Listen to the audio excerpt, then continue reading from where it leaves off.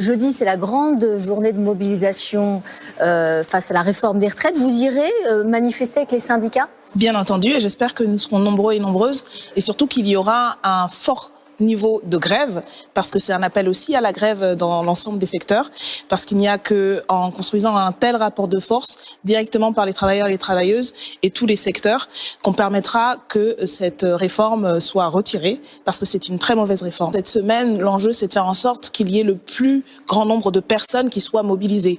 Je rappelle que cette manifestation du 21 est à l'appel de 10 organisations de jeunesse. Ce n'est pas rien. Je pense que la jeunesse dans ce pays est particulièrement concernée, même si ça n'y paraît pas de premier abord. Les marches du samedi, nous avons choisi de la soutenir parce que ça permet aussi, en fait, que des secteurs qui ne peuvent pas se mettre en grève ou en semaine, qui ne peuvent pas aller manifester pour diverses raisons, puissent rejoindre. Et je pense que c'est un très beau symbole.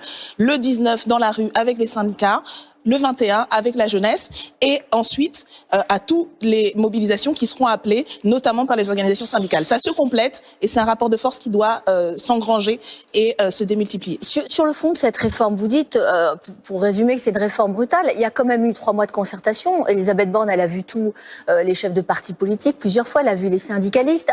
Il y a eu aussi des renoncements. On est passé de 65 à 64. Il y a aussi une volonté de prendre en compte la pénibilité notamment. Pour vous, ça va pas encore assez loin? Mais ce n'est pas simplement pour nous, ce sont également les organisations syndicales, vous avez remarqué, qui sont unies dans un front qui est assez inédit depuis au moins 2010 et qui ont dit que ces soi-disant concertations ne rimaient à rien. Je pense que tout le monde a conscience en fait les pensions, de quoi il s'agit. La revalorisation des petites pensions, la pension à 1 200 €, la pension minimale. 1 200 € brut. 80% du SMIC. 1 200 € brut, vous le savez, pour une carrière complète, ce qui n'est pas le cas d'une grande majorité des personnes qui sont déjà au minima. Et par ailleurs, c'est une mesure qui est dans la loi depuis 2003, il me semble. Et donc, ce n'est pas une nouveauté.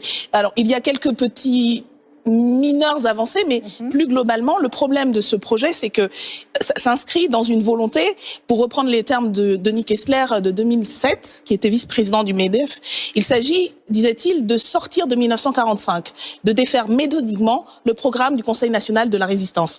Et c'est précisément ce qu'on voit à l'œuvre.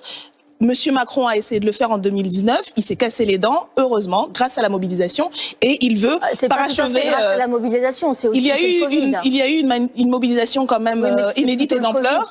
Il y a eu également une mobilisation à l'Assemblée et la convergence, et puis bien sûr le Covid. Mais je pense que le gouvernement se rappelle du niveau de mobilisation qu'il y a eu à ce moment-là, et c'est ce qu'il craint. C'est pour ça d'ailleurs qu'il passe par un projet de loi de financement de la sécurité sociale rectificatif. Justement, qui est une forme de 49.3 déguisée. Nous l'avons dit, nous utiliserons tous les moyens à la disposition des parlementaires, comme nous l'avons toujours fait quand nous nous sommes opposés aux régressions sociales de ce gouvernement.